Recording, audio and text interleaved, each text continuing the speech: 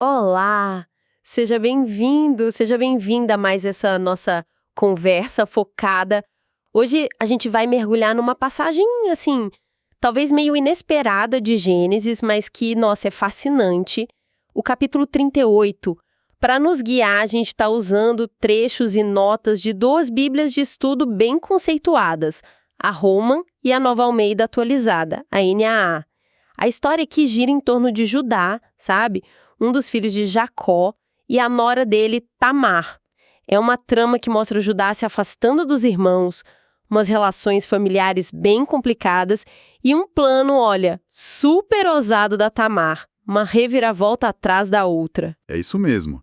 É interessante porque essa narrativa ela meio que interrompe a história principal do José, que estava se desenrolando, né? Mas ela tá ali por um motivo.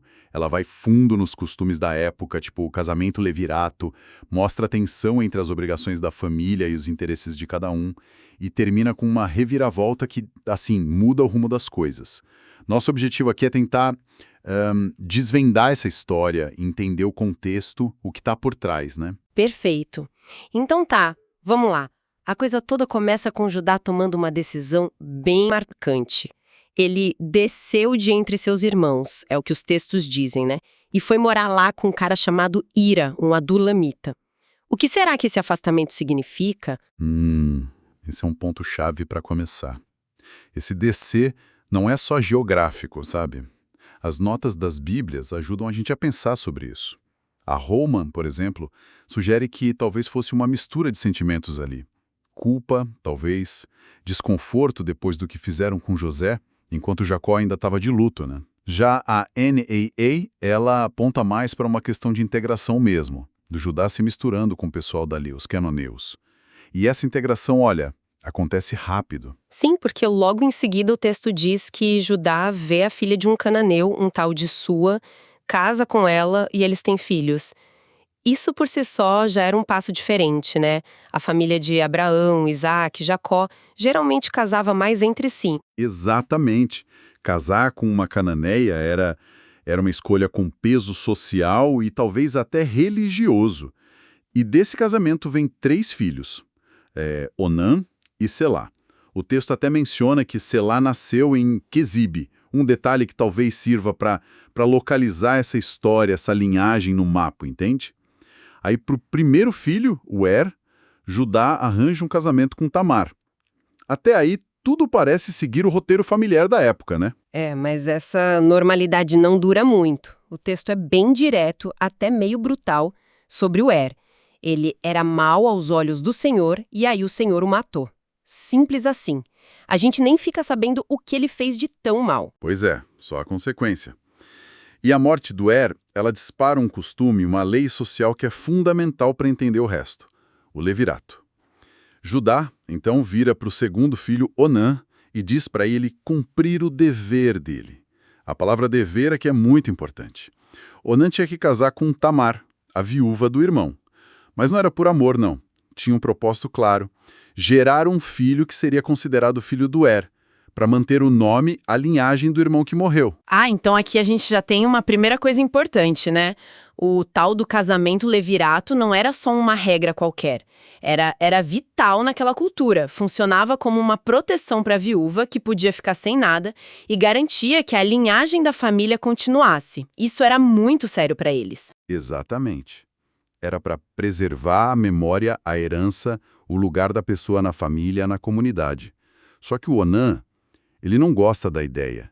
Ele entende a regra perfeitamente. O filho que nascesse dali não ia ser contado como herdeiro dele, Onã, mas sim do E o jeito que ele lida com isso é bem explícito.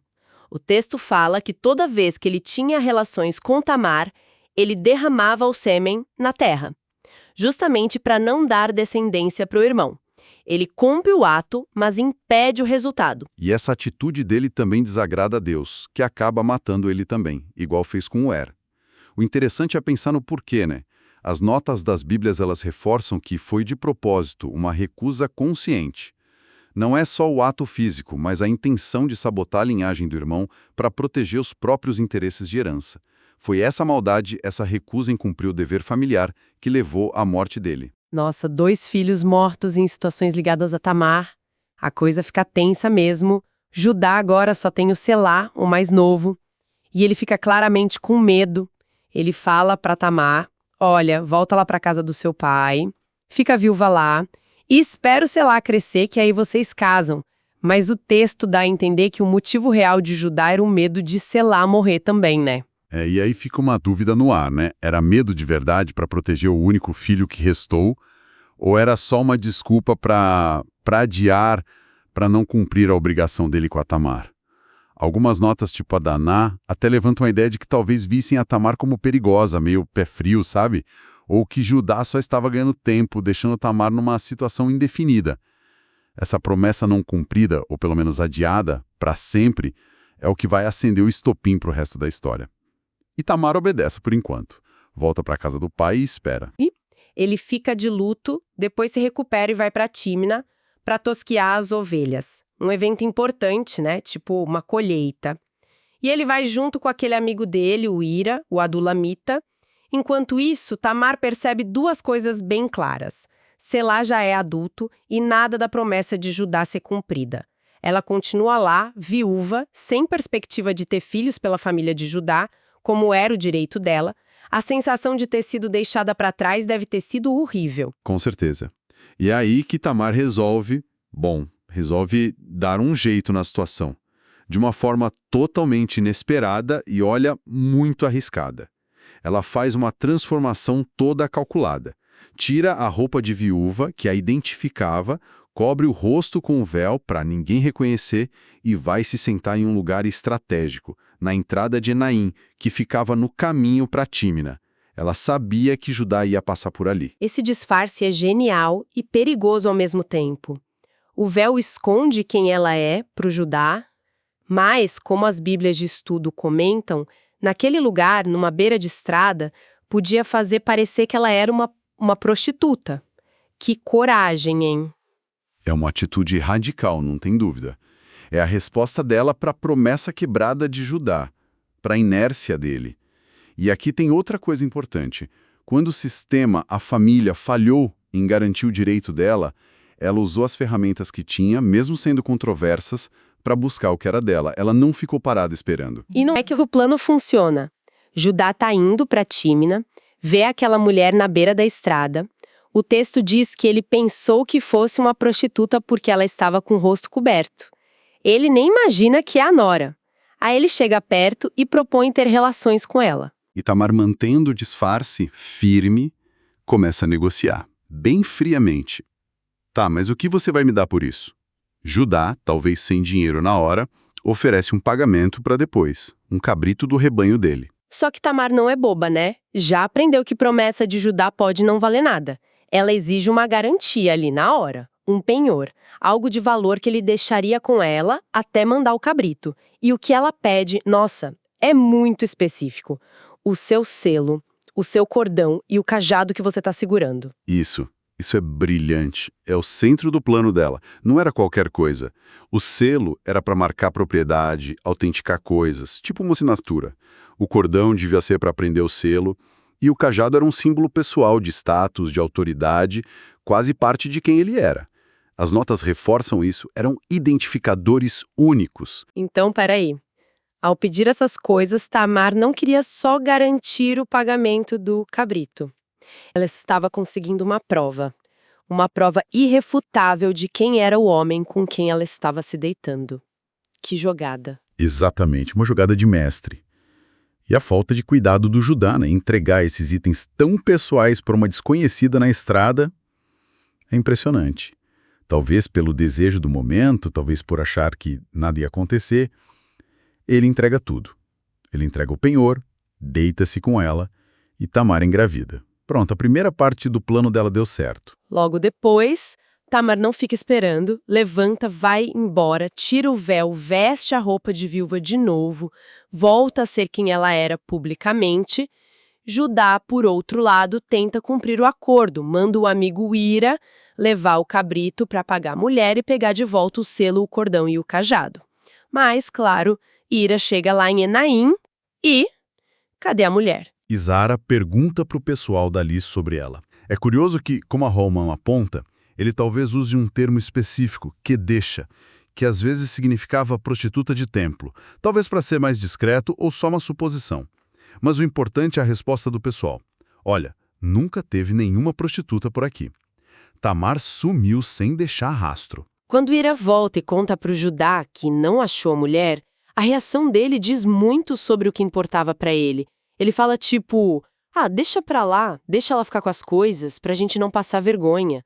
A preocupação maior não era perder os objetos, mas evitar o vexame, o falatório, proteger a própria imagem. É isso. Ele prefere perder os símbolos da identidade dele do que arriscar que a indiscrição dele viesse à tona. Mostra um foco na aparência social que torna o final da história ainda mais irônico. Aí pulamos uns 3 meses, a gravidez de Tamar começa a aparecer e a fofoca chega aos ouvidos de Judá, provavelmente com muita indignação. Sua nora Tamar se prostituiu e está grávida por causa disso. Como ela era, teoricamente, prometida para o Selá, a gravidez era vista como adultério, algo muito grave. E a reação de Judá? Imediata, brutal, e mostra uma hipocrisia enorme. Sem saber que ele mesmo era o pai, ele assume a pose de chefe da família e dá a sentença. Traz ela aqui para fora para ser queimada. Uma punição horrível, que algumas notas dizem que podia ser usada em casos bem graves, talvez envolvendo famílias de sacerdotes, mas aqui Judá aplica com toda a fúria, se achando o justo. Só que Tamar estava preparada. Na hora H, talvez já sendo levada para execução, ela põe em ação a última parte do plano. Manda um recado para o sogro, Judá. E junto com o recado, os objetos. O selo, o cordão, o cajado. E a mensagem é certeira. Eu estou grávida do homem que é dono destas coisas. E ainda provoca. Vê aí, por favor, de quem é este selo, este cordão e este cajado. Direto no alvo. Nossa, que cena, hein? É o checkmate. Ela nem precisa se defender muito. A prova tá ali, na mão dele. Ela vira o jogo completamente. Usa a própria autoridade e identidade do Judá contra ele mesmo. Força ele a admitir publicamente aquilo que ele mais queria esconder. A vergonha que ele tanto temia, agora cai toda sobre ele. E Judá, claro, confrontado com a prova, as coisas dele, não tem como negar. Reconhece na hora. E aí ele faz uma declaração pública que é a grande virada moral da história. Ela é mais justa do que eu, e admite o motivo, porque eu não a dei ao meu filho Selá. Essa confissão é incrível. Ele não só admite que é o pai, mas ele reconhece a justiça de Tamar. Nesse contexto justa, não quer dizer que ela não pecou, mas que ela agiu de forma mais correta naquela situação, buscando o direito que ele negou a ela, o levirato, enquanto ele falhou feio na obrigação dele. Ele admite na frente de todo mundo que a negligência dele foi a causa de tudo, que levou Tamar a fazer o que fez. É um reconhecimento da falha dele e da legitimidade da busca dela por ter filhos, mesmo que o método tenha sido chocante.